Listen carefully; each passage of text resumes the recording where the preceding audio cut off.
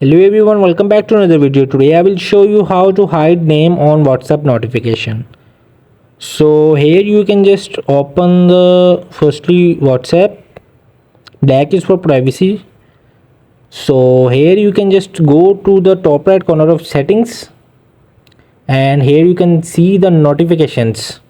So you will have to click to the notifications, and here you can see there are the four options is use high priority notification and reaction notification. So you can see two are up to this.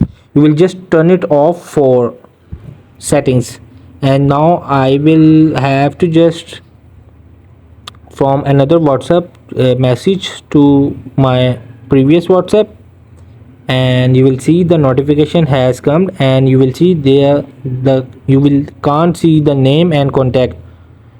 There is the hidden contact notification. So hope this video help you. Please don't forget to like and subscribe and get notified for more videos.